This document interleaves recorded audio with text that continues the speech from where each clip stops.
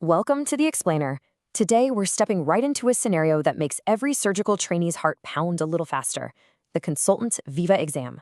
We're going to break down a classic case of Crohn's disease, giving you the perfect framework to not just pass, but to really shine.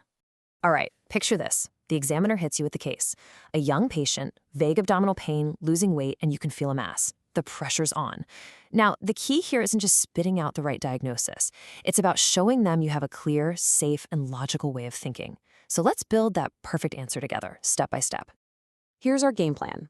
We're going to start with that first encounter, move through the exam and investigations, lock in the diagnosis, talk about management, and then we'll head into the operating room. This is the exact kind of structure an examiner wants to see. It shows you think like a consultant. Okay, first things first. Your opening move is absolutely critical. Don't leap to a diagnosis. That's a classic mistake. The examiner needs to see your method. We begin with the absolute fundamentals: a thorough history and a really meticulous physical exam. The easiest marks you're going to get are right at the beginning, just by showing you're safe and professional. That means you start by saying the simple things. You'd introduce yourself, make sure the patient has privacy, offer a chaperone, and get them positioned correctly. These aren't just details. They're non-negotiable standards of care that show you're a safe pair of hands. Right, with those foundational steps covered, now we can really start digging in. It's time to gather the clinical clues that are going to point us toward the right diagnosis. A good general inspection gives you a ton of information before you even lay a hand on the abdomen.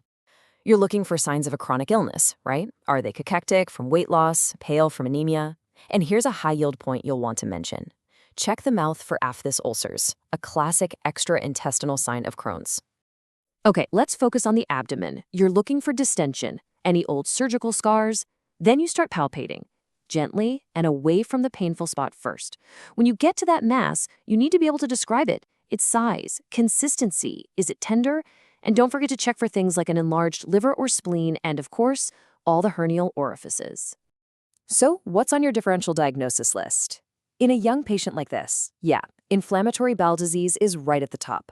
But you can't stop there. You have to show you're thinking broadly. Could it be an infection, like intestinal TB? And crucially, you have to rule out malignancy, like a small bowel lymphoma or a carcinoid tumor.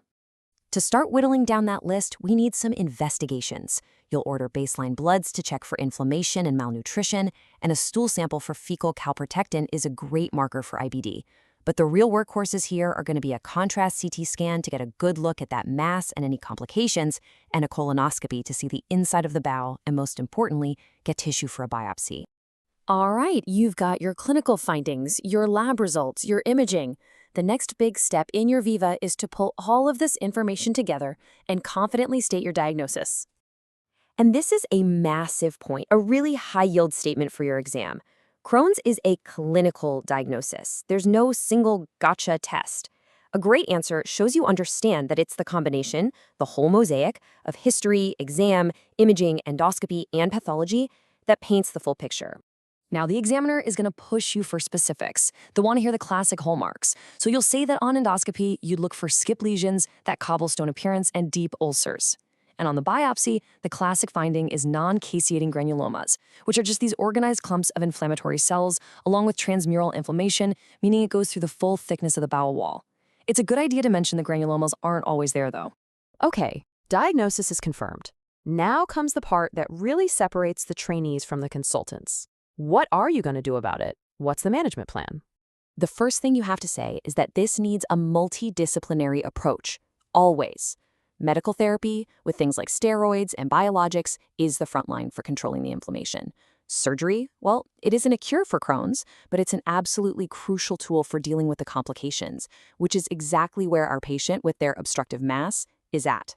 A consultant needs to be able to list the indications for surgery. Cold. For our patient, it's pretty clear, right? That palpable mass and weight loss are screaming obstruction from a fibrotic stricture that isn't getting better with medicine. Other big reasons to operate include perforation, fistulas, or a concern for cancer. Okay, let's scrub in. We're heading into the operating room now. The examiner is testing your surgical brain. Are you just a pair of hands, or are you a surgical thinker? Hold on. Before you even mention a knife, you have to state your principles.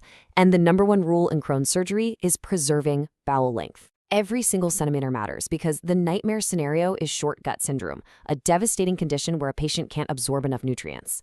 So we only resect what's absolutely necessary, and we always consider bowel-sparing techniques.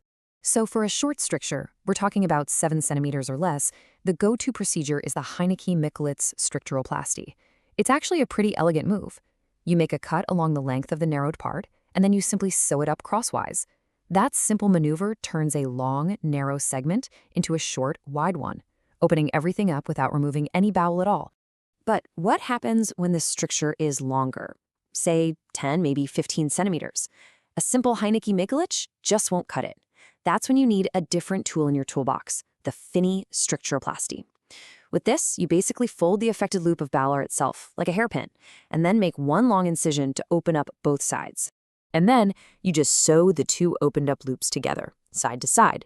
What you're left with is this really wide channel that completely bypasses the stricture. See how that works? The obstruction is gone and you've saved all that precious bowel. It's a fantastic technique. Look, being able to just list the procedures is one thing, but explaining why you chose one over the other, that's a consultant-level answer. And it's actually pretty straightforward. It all comes down to the length of the stricture.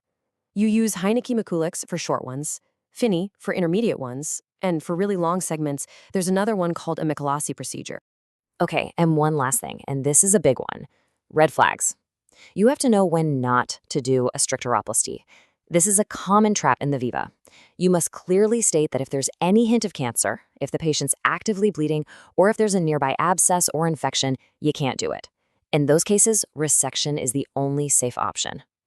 So, to bring it all home, the key surgical takeaway for your exam really boils down to this question. If I say 5 centimeters, 10 centimeters, or 20 centimeters, can you confidently tell me the right procedure for each? If you can nail that, you've shown the examiner you've truly mastered this topic. You're ready.